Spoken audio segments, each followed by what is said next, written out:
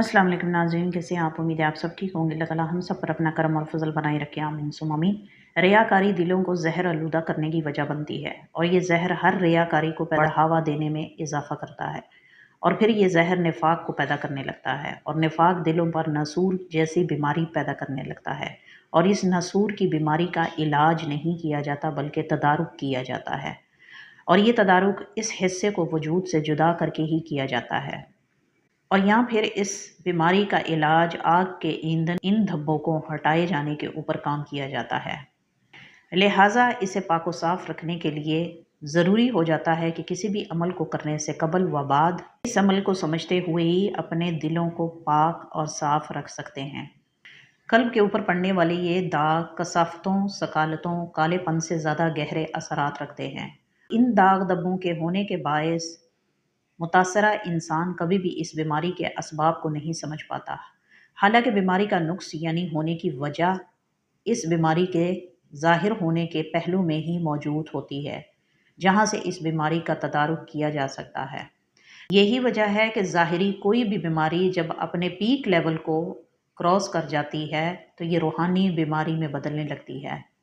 कहाँ से किसी भी इंसान का एक ख़याल अमल बनता है, अमल आदत बनती है, आदत तलब बनती है, तलब शिद्दत इख्तियार करती है और शिद्दत जुनूनी कैफियत को पैदा करने की वजह होने लगता है। यही वजह है कि सब होकर भी बंदे को हर हाल में बेसकूनी का सामना करना पड़ता है। फिर यही बेसकूनी इंसान की विरासत बनने लगती है। लिहाजा दो असूलों को मद्देनज़र रखते हुए अपने असलूब की निगरानी करनी चाहिए। रूहानियत की राह पर चलने वाले अपने कल्ब को मुसफ़ा और मुजल्ला रखने के ऊपर काम करते हैं, जिसको बेहतरीन तरीके से निगरानी में रखते हुए कुछ बातों को मद्देनज़र रखना ज़रूरी हो जाता है। पहला, जो कुछ भी आपके पास आए बिना किसी करने के और जो कुछ भी आपके पास हो बिना किसी करने के उसे जमा न किया करें, उसे इस्तेमाल किया करें, क्योंकि हर रोज़ उठने के बाद ज़ीरो से स्टार्ट करना आपके इस जमा शुदा माल की मोहब्बत आपके दिल में नहीं पैदा करता। अगर आपकी ज़िंदगी में कोई भी शय जमा होती जा रही है तो इसका मतलब सिंपल सा और सादा सा यही है कि आपके पास कोई भी शय आपकी ज़रूरत से ज़्यादा मौजूद है, तभी तो वो जमा हो पा रही है। और इस्लाम का कानून जमा पर ज़कात का हुक्म लागू करता है।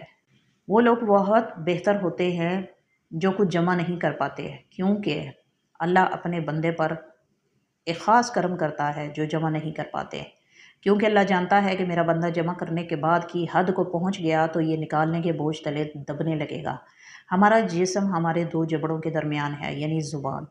हमारी ज़ुबान हमारे दिल की डोरी से बंधी है और हमारा दिल अल्लाह के हाथ में है। इस बात को कभी नहीं भूलना चाहिए। लिहाजा इस दिल को पाको साफ रखने के ऊपर ज़ोर दिया जाए। अब वो बीमारियां कौन सी हैं, इस पर बात कर लेते हैं। किसी भी अमल को कर लेने से कबल पैदा होने वाली रूहानी बीमारी गफलत कहलाती है और किसी भी अच्छे अमल को कर लेने के बाद पैदा होने वाली खफी नातिक रियाकारी कहलाती है। और इस गफलत का इलाज अगर बर वक्त ना भी किया जाए तो सालिक का उतना नुकसान नहीं होता जितना रियाकारी को बर वक्त इलाज ना किया जाए तो नुकसान होता है, क्योंकि रियाकारी राई के बराबर भी हो तो जहर ही होती है और अगर वक्त पर इसका इलाज ना किया जाए तो ये सालिक में निफाक के कीड़े पैदा कर देती है और ये कीड़े जब वजूद इंसानी में अपनी नकलो हरकत को जारी रखते हैं तो ऐसा बंदा खुद में ज़रूरत से ज़्यादा मुतहर्रिक रहते हुए अपनी ज़िंदगी को अंजाम देता है। उसकी तरजीह है, अव्वल इस बंदे को कामयाबी हासिल करना होता है, अरूज की तरफ बढ़ना होता है, तरक्की की राह पर गामजन होना होता है, शान शौकत के रोग के साथ ज़िंदगी गुजारना होता है, खुद पसंदी और अपनी पहचान की इमारतें खड़ी करना होता है। और जब ये मुतहर्रिक बंदा हर काम में परफेक्ट होता है तभी ये बंदा सुकून को हासिल कर पाता है, लेकिन इस मुतहर्रिक होने के पीछे की बीमारी से नावाकिफ़ होता है, जो बीमारी गफलत के बाद रियाकारी और रियाकारी के बाद निफाक और निफाक के बाद नासूर में बदलने लगती है। फिर ऐसे बंदे को कभी भी सुकून नाकामी के अंदर, मुश्किल वक्त में, हार्डशिप में, नाकामियों में, टफेस्ट हालात के अंदर बेचैनी में ही मुब्तला रखता है, क्योंकि उसका सुकून उसकी कामयाबी में है, क्योंकि उसका सुकून उसकी पसंद में है, क्योंकि उसका अरूज उसकी तरक्की में है। रूहानियत की राह पर चलने वालों को अपने कल्ब का आईना साफ रखना ज़रूरी होता है। लिहाजा इन दो तरह की बीमारियों को बढ़ने से कबल ही रोक देना बेहतर होता है। इसीलिए अपने हर अच्छे अमल को करने से कबल गौर व फ़िक्र किया करें और हर किसी अच्छे अमल को कर लेने के बाद भी गौर व फ़िक्र किया करें कि कहीं आपका अमल आप में रियाकारी तो नहीं पैदा कर रहा और या फिर आपकी गफलत आपके किसी अमल की अंदर आड़ तो नहीं बन रही।